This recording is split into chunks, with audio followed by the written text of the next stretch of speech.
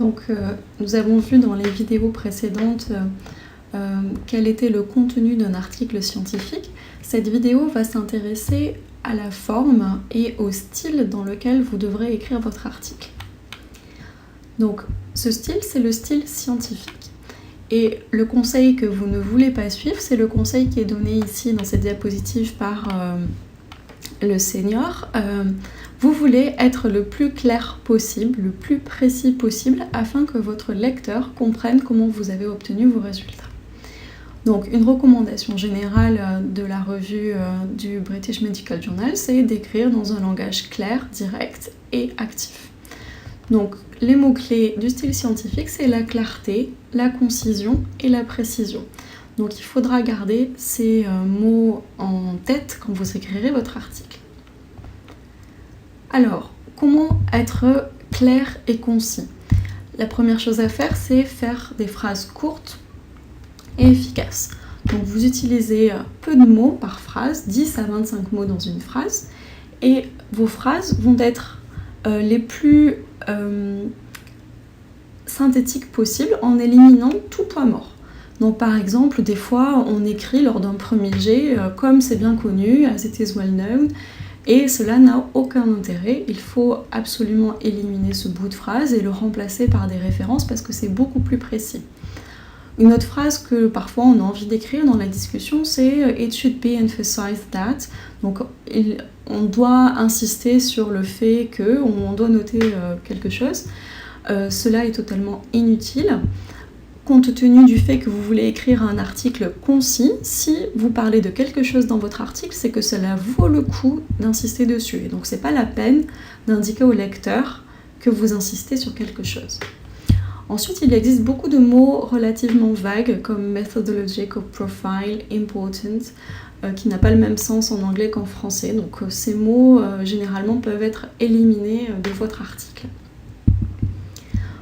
Vous allez aussi veiller à éliminer des morceaux de phrases qui affaiblissent votre message. Ce sont notamment les mots de couverture. Donc qu'est-ce que c'est un mot de couverture? C'est un mot qui va introduire un certain niveau d'incertitude dans ce que vous dites. Donc en tant que scientifique, vous voulez bien sûr conserver cette incertitude et ne pas dire des choses comme « nous avons démontré quelque chose » ou « nous avons prouvé quelque chose ». Bien sûr, vous voulez rester prudent, mais parfois on est un peu trop prudent. Donc par exemple, on pourrait écrire « nos données pourraient suggérer une possible relation ». Dans cette phrase, il y a 3 mots de couverture. Il y a le modal may, qui introduit du doute, suggest, introduit du doute, et possible aussi. Donc on peut en supprimer un certain nombre pour remplacer par exemple par nos données suggèrent une relation. Enfin, les adverbes aussi sont généralement inutiles. Donc on en écrit beaucoup lors de la première version de l'article et au fur et à mesure des révisions. À chaque fois que vous voyez un adverbe, vous pouvez vous interroger sur son utilité. Et dans la plupart des cas, vous conclurez que vous pouvez le supprimer de votre phrase. Il existe aussi un certain nombre de choses que l'on dit par des moyens un petit peu détournés. Par exemple, on va dire la majorité des patients, alors qu'on pourrait utiliser l'adverbe most. Ou on pourra utiliser a number of au lieu de many. Donc il faut, autant que possible, privilégier ces mots courts parce qu'ils vous permettent de gagner en concision et aussi ils vous permettent de gagner en dynamisme, ils rendent votre phrase un peu plus vivante. Alors, une autre façon de rendre votre texte vivant, c'est de respecter l'ordre logique de la phrase.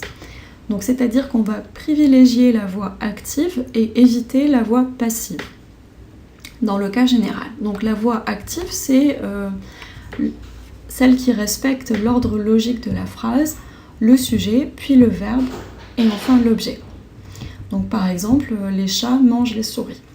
Au contraire, la voix passive renverse cet ordre et on commencera par l'objet, puis le verbe et éventuellement on mettra le sujet. Donc les souris sont mangées par les chats. Donc on privilégie autant que possible la voix active car elle est plus facile à lire vu que le sujet et le verbe sont à côté. et c'est beaucoup plus vivant. Ce style est aussi recommandé par les revues, on l'a vu au début de cette vidéo dans les recommandations du BMJ. Et même dans les meilleurs articles, par exemple l'article de Watson et Crick dans Nature en 1953, utilise le we. Donc, we wish to suggest a structure for the salt of DNA. Donc, on utilise la voix active. Le sujet, ce sont les auteurs. Donc, on utilise we. Et puis le verbe et enfin les compléments. Donc, la voix passive, on évite de l'utiliser, sauf quand le sujet n'est pas connu ou bien quand on veut mettre l'accent sur l'objet. Donc, cela va avoir une utilité dans la rédaction d'un article scientifique, surtout dans la partie méthode. Dans la partie méthode, ce qui est important, c'est ce qui a été fait et pas vraiment qui a fait ces choses-là. Puisque dans la partie méthode, le sujet de l'action est le plus souvent sous-entendu puisque ce sont les auteurs. Les auteurs ont inclus des patients, les auteurs ont fait des analyses, etc. Donc c'est pas la peine d'écrire le sujet. Donc plutôt que d'écrire « We recruited patients », on peut dire « Patients were recruited », puisque l'accent, il porte sur l'objet ici. Et le sujet est sous-entendu les auteurs. Les fonctions cognitives étaient mesurées à baseline. Vous voulez insister sur ce qui était mesuré et pas qui a mesuré. Un modèle de régression linéaire a été utilisé et pas qui a fait le modèle de régression, puisque c'est sous-entendu.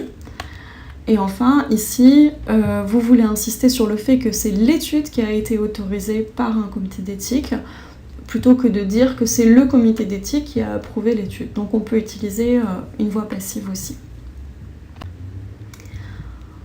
Autre conseil pour faciliter la lecture, c'est de ne pas utiliser de synonymes pour les mots-clés de votre article. Donc vous avez peut-être toujours en tête un instituteur en CM1 qui vous disait « il faut utiliser des synonymes dans vos rédactions ». Quand on écrit un article scientifique, c'est pas du tout l'objectif, on n'utilise pas de synonymes et on répétera autant que nécessaire les mots-clés. Parce que si vous utilisez deux termes pour dire la même chose, vous allez engendrer de la confusion pour votre lecteur qui va se dire si il utilise une fois un terme et une fois l'autre terme, c'est que probablement l'un ne veut pas dire exactement l'autre. Donc si pour vous c'est un synonyme, vous n'utilisez qu'un seul mot-clé. Enfin, autant que possible, on évite les abréviations et les acronymes, sauf si vos abréviations sont tellement standards et connues par tout le monde du niveau de ADN. Sinon, on les évite. Si vous devez en utiliser, il faudra les écrire en toutes lettres lors de la première citation dans l'article, bien sûr, mais aussi dans le résumé et dans chaque tableau et chaque figure. Quelques conseils supplémentaires pour l'écriture de vos articles. Le mot data, qu'on utilise beaucoup, est en fait un mot pluriel, donc il faudra le conjuguer comme un mot au pluriel. Aussi, une erreur qui est très souvent faite par les auteurs francophones, c'est sur le genre des pronoms. En français, on utilise le masculin par défaut. En anglais, ce n'est pas politiquement correct d'utiliser le masculin par défaut. Donc par exemple, vous voulez dire le patient et son aidant devaient avoir 65 ans ou plus dans cette phrase. Donc là, ça sous-entend, comme c'est écrit, the patient and his caregiver, ça sous-entend que le patient était un homme. Alors, vous ne pouvez pas écrire cela en anglais, donc là, vous avez deux choix en fait. Soit on met tout au pluriel, donc ça va résoudre le problème. Patients and caregivers devaient avoir 65 ans ou plus. Ou alors, on prévoit tous les cas, the patient and his or her caregiver. Donc le patient et son aidant, au masculin et au féminin, devaient avoir plus de 65 ans. Quand on parle de noms de médicaments, on utilise les dénominations communes internationales et pas les noms de marques, bien sûr, pour parler à une audience internationale. Donc pour résumer, dans l'écriture de votre article, vos objectifs, c'est de faciliter la lecture. C'est la responsabilité de l'auteur de faire le plus clair et simple possible pour le lecteur. Donc ça passe tout d'abord par le respect d'un ordre logique en faisant votre plan.